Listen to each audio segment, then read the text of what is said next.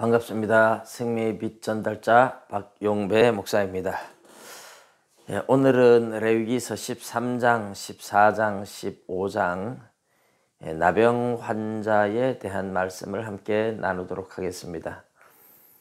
정한 것과 부정한 것, 그리고 산모가 정결하게 되는 것, 이 규례가 레위기 11장, 12장에 있었는데 이것은 어떤 죄 때문이 아니라 이 사람이 부정하게 되는 것, 오늘 우리 시대로 말하면 경건 생활에 방해가 되는 모든 것들이 부정하다. 그렇게 이제 보았었죠. 사실 옛날에는 병균에 대한 개념이나 인식도 전혀 없었지만 하나님은 우리 인간이 전염병으로 이렇게 시체를 만진다든지 부정한 생물을 먹는다든지 하면서 부정하게 될 것, 병들고 아프게 될 것, 이런 것들에 대해서 건강을 챙겨주시면서 동시에 경건에 대한 훈련도 시켰다, 이렇게 볼 수 있죠. 영적 의미도 부여하고. 그래서 오늘 이 레위기 13장과 14장은 사람의 나병에 대해서 뿐만 아니라 의복, 옷의 나병, 그리고 집에 생기는 곰팡이 균들 나병, 그런 것들을 다 나병이라고 지금 이야기를 하고 있어요. 그리고 오음도 나병이고, 그래서 나병이라는 이 개념은 오늘 우리 시대의 나병이라는 개념과는 좀 다르게 피부에 퍼지고 전염성이 강한 모든 질병들을 다 나병으로 그렇게 취급을 했습니다. 전염성이 강하다는 것, 그래서 이런 것이 치료가 되면 정결하게 하는 의식을 또 어떻게 행할 것인가 하는 이야기도 하고 있습니다. 그리고 15장에서는 정결법에 사람이 이제 유출병이 있을 때 그 유출병에서 이제 정결하게 되는 이런 얘기를 또 하고 있습니다. 자, 중요한 것은요, 이 나병에 대한 진료, 진단을 누가 하느냐? 의사가 하는 것이 아니라 제사장이 한다는 것이죠. 옛날에는 오늘날처럼 병원이 있는 것도 아니고 오늘날 같은 의사가 있는 건 아니지만 어느 시대 어느 나라 사람이든지 어쨌든 병을 진단하고 고치는 의원들은 있었습니다. 예수님 당시에도 의원이 있었고, 그래서 혈루병 앓던 여인이 의원들을 찾아다니면서 12해 동안 재산도 다 허비하고 고생을 했지만 병이 낫지 않았다. 이게 사실 누가복음을 기록한 누가도 의원이죠. 그 시대에도 의사들이 있었고 그 전 시대에도 의사들이 있었는데, 다른 모든 질병들은 이렇게 의원들이 진단도 하고 고치기도 하고, 그런데 나병에 대해서만큼은 의원이 진단하는 게 아니라 제사장이 진단하도록 하고, 하나님은 이렇게 진단해라 하는 진단법까지 가르쳐 주십니다. 왜 이제 의사가 하지 않고 제사장이 하도록 했을까요? 하나님께서는 이 전염성이 강한 모든 피부병들을 나병이라고 하면서 여기에 영적 의미를 부여하기 위한 것입니다.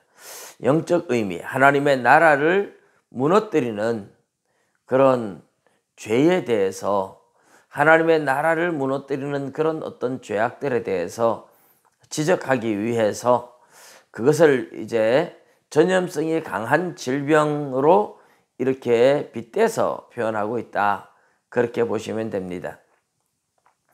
전염성이 강한 이제 이런 피부병들 종류들이 주로 이제 피부병이라고 볼 수가 있습니다. 그리고 전염성이 강한 피부병, 나병이라는 이름으로 이렇게 나와서 우리가 그렇게 부르긴 하는데요. 이제 전염성이 강한 모든 피부병들을 다 통칭해서 그렇게 말씀을 하고 있습니다. 중요한 것은 제사장이 진단을 한다. 그래서 여기에 영적 의미를 부여하고 있다.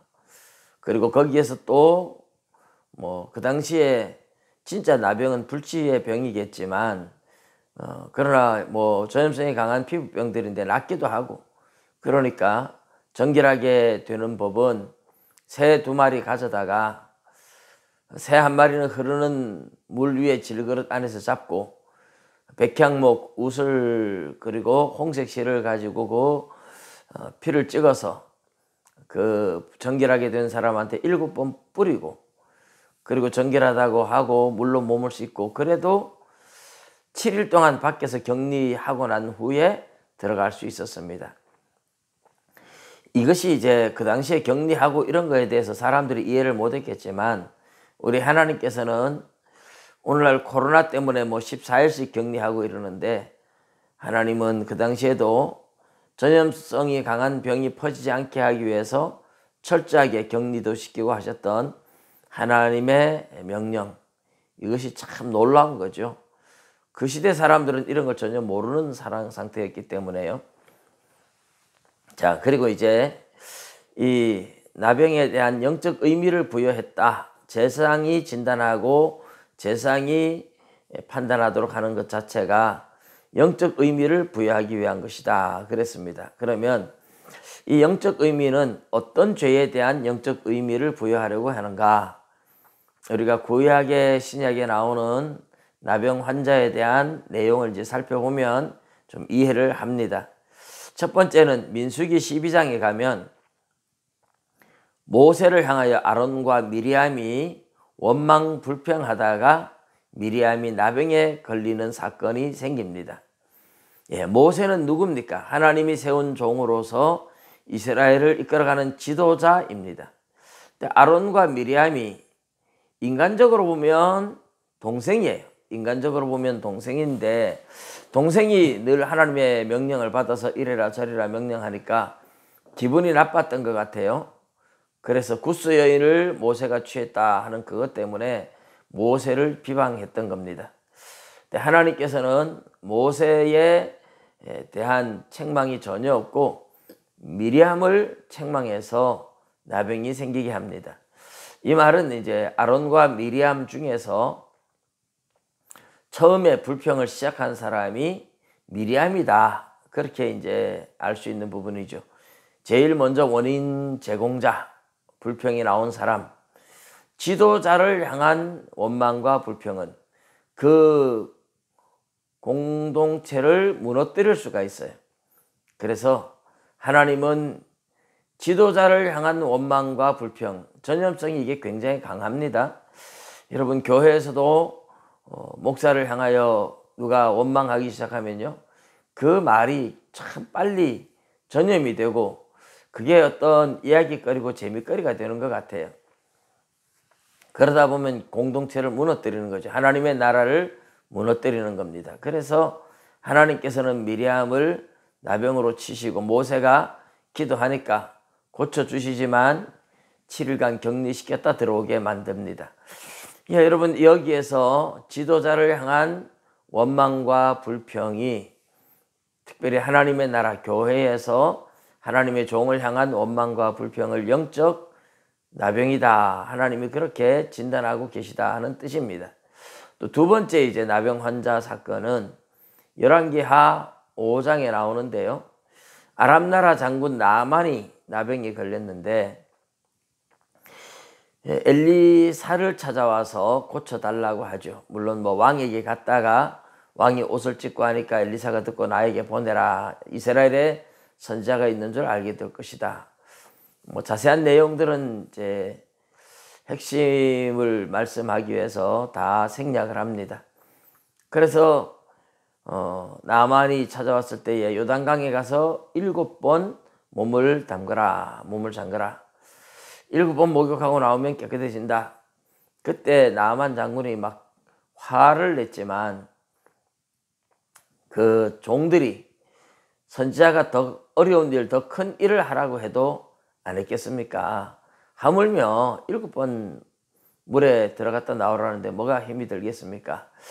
나만은 늘 명령만 했지 명령을 들어본 적이 없기 때문에 순종이 잘 안 돼요. 물론 왕의 명령에는 순종했지만 그게 이제 그래도 주로 지시하고 명령하는 사람이지 지시를 받지 않았는데, 종들은 늘 시키는 대로 순종만 하는 사람이니까 순종이라는 것 자체가 별로 어렵지 않았습니다. 그러나 나아만은 자기 생각이 더 많기 때문에 왕이 명령을 하면 순종을 하지만 그래도 이것이 좋다 이렇게 직언을 하고, 그러다 보니 자기 뜻 자기 생각이 굉장히 강하다는 뜻이죠. 그래서 처음에는 불평하다 종들의 이야기를 듣고 가서 요단강에 가서 7번 씻고 와서 깨끗해졌습니다. 그때 아주 바리바리 싣고 왔던 금은 보화를 엘리사에게 주려고 하지만 엘리사가 전혀 받지 않습니다. 아무리 권해도 받지 않으니까 흙을 나귀에다가 수레에다가 실어 가지고 가서 제단을 쌓고, 여기 흙을 갖다 제단 쌓고 이제는 여호와 하나님만 섬기겠습니다. 그러고 돌아갑니다. 그때 엘리사의 사환인 게하시가 돈을 안 받는 걸 보고 너무 아까웠어요. 그래서 스승 몰래 쫓아가서 외투와 은을 받아가지고 왔는데 거짓말로 속여서, 근데 엘리사가 어디 갔다 왔느냐, 아무데도 안 갔습니다. 나만한테 가서 재물 받아가지고 왔는데 지금이 어찌 그런 것을 받을 때냐 그러면서, 그래서 나만의 나병이 너의 집안에 계속 이어질 것이다. 그리고 게하시가 나병 환자가 됩니다. 게하시의 잘못이 뭘까요? 무슨 잘못을 해서 게하시를 하나님은 나병 환자로 만드실까요? 영적 나병이 어떤 의미일까요? 게하시는 복음의 가치를 완전히 떨어뜨리고 복음을 변질시킬 뻔했습니다. 무슨 말입니까? 나만이 나병을 고칠 때에 그거 고쳐주었다고 감사해서 수레에다가 싣고 온 보물들을 다 주려고 하죠. 그런데 금이나 은이나 보물이나 이런 거를 온 세상을 다 준다고 한들 하나님이 아니면 나병을 고칠 수 있겠습니까? 돈으로 바꿀 수 없는 거죠. 온 세상을 다 줘도 나병을 고칠 수 있는 기술이 없으면 못 고치잖아요. 누구도 못 고치는 나병 환자였습니다. 그런데 엘리사가 그걸 고쳐주었을 때 나만이 주는 재물을 받으면 그게 나병 고치는 대가가 이 정도면 되는구나, 그렇게 착각을 하지 않겠습니까? 이게 복음이에요. 복음은 돈 주고 살 수 있는 게 아닙니다. 온 천하를 다 준다고 해서 우리 생명을 바꿀 수 있는 게 아니에요.